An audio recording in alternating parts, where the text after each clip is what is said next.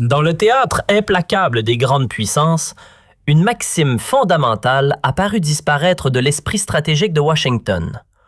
On ne transforme pas l'appropriation des richesses d'un État libre en un acte de libération, comme par enchantement. On ne dépouille pas un chef d'État de son palais et on prétend que c'est pour faire régner la justice.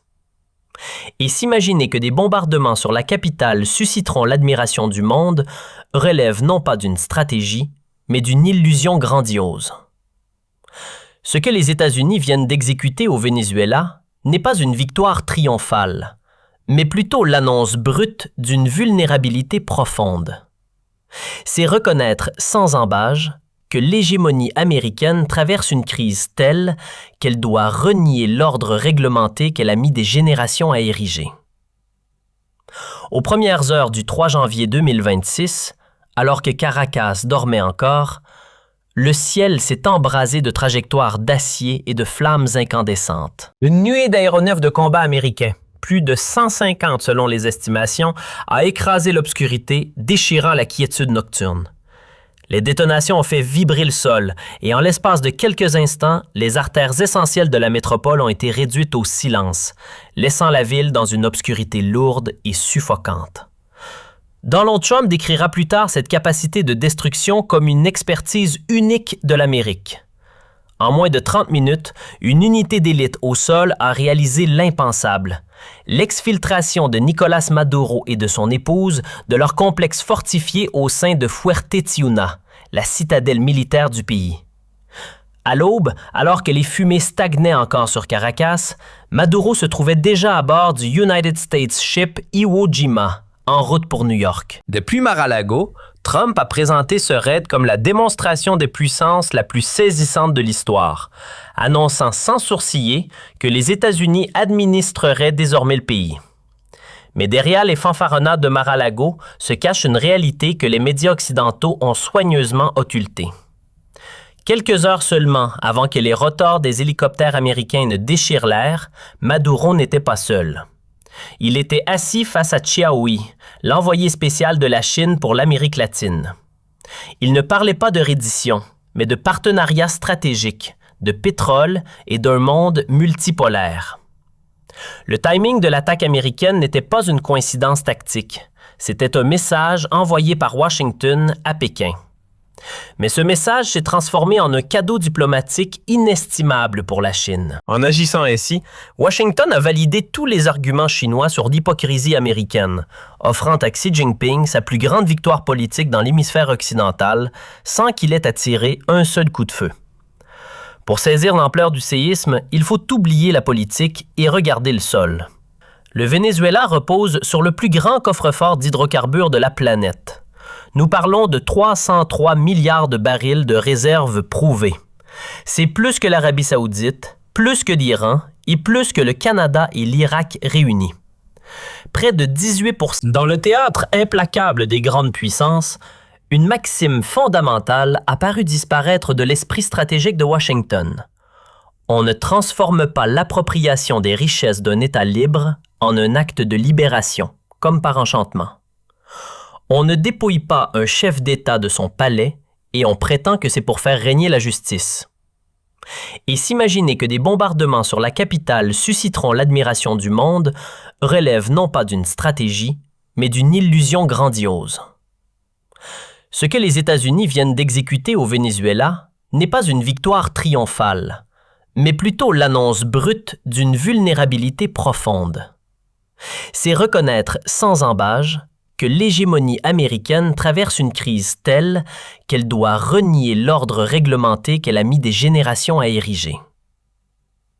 Aux premières heures du 3 janvier 2026, alors que Caracas dormait encore, le ciel s'est embrasé de trajectoires d'acier et de flammes incandescentes. Une nuée d'aéronefs de combat américains, plus de 150 selon les estimations, a écrasé Dans le théâtre implacable des grandes puissances, une maxime fondamentale a paru disparaître de l'esprit stratégique de Washington. On ne transforme pas l'appropriation des richesses d'un État libre en un acte de libération, comme par enchantement.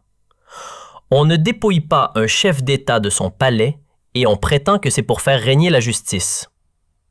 Et s'imaginer que des bombardements sur la capitale susciteront l'admiration du monde relève non pas d'une stratégie, mais d'une illusion grandiose. Ce que les États-Unis viennent d'exécuter au Venezuela n'est pas une victoire triomphale, mais plutôt l'annonce brute d'une vulnérabilité profonde. C'est reconnaître sans ambages que l'hégémonie américaine traverse une crise telle qu'elle doit renier l'ordre réglementé qu'elle a mis des générations à ériger.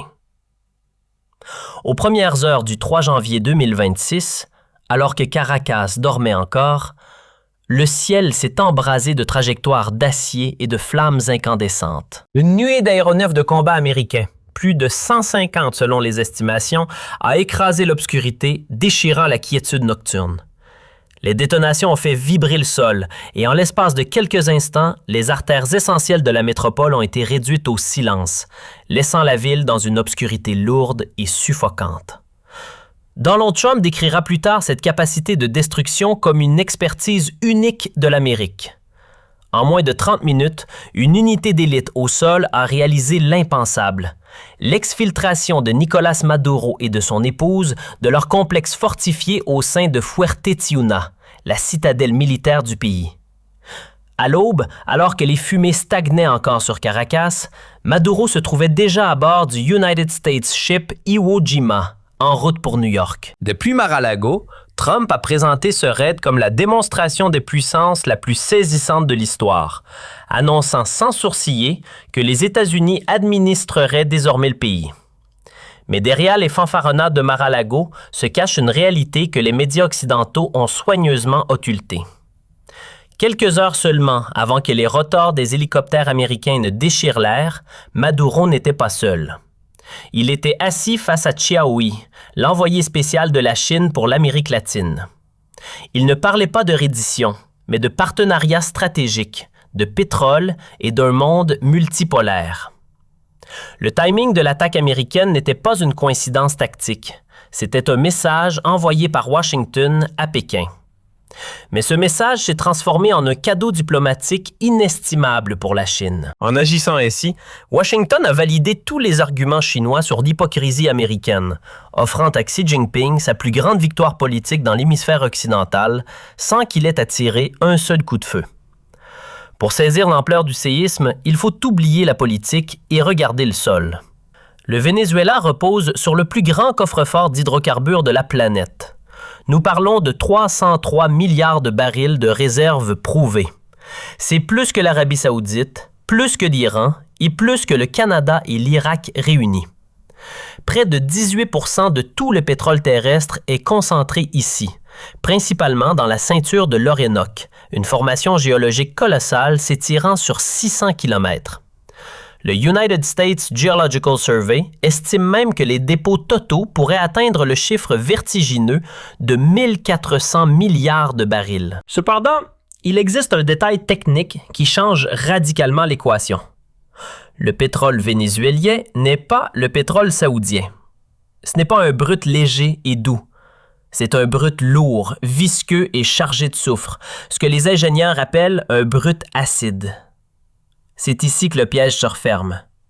Pour traiter cette boue épaisse, il faut des raffineries de haute technologie.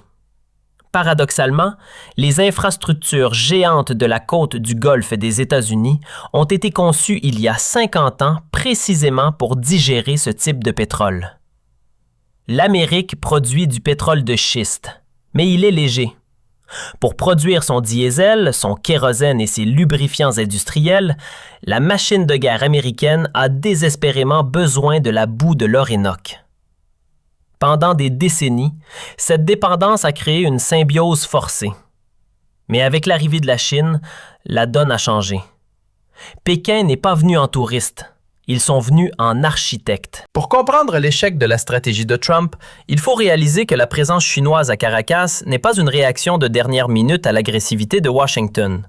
C'est une œuvre patiente, une construction métronomique qui a débuté bien avant que les drones américains ne hantent le ciel vénézuélien. Dès 2001, le Venezuela est entré dans l'histoire en devenant la première nation hispanique à signer un partenariat de développement stratégique avec Pékin. Ce n'était que la première pierre.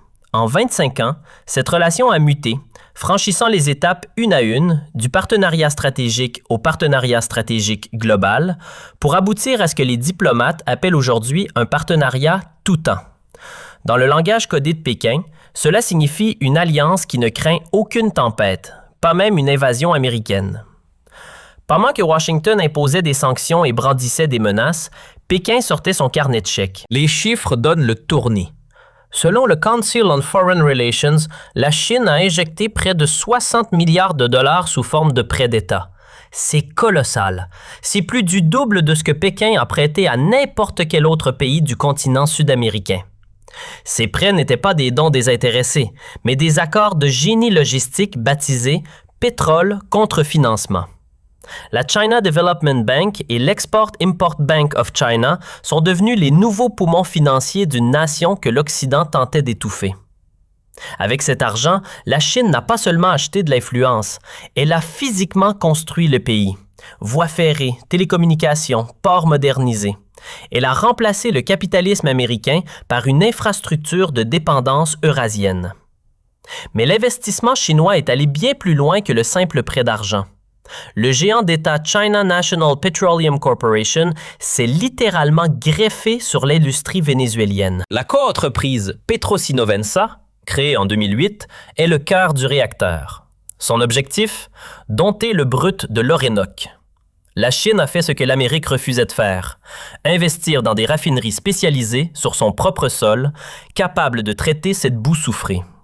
Aujourd'hui, on estime que 85% de la production totale de brut vénézuélien est destinée par contrat et par nécessité technique aux raffineries chinoises.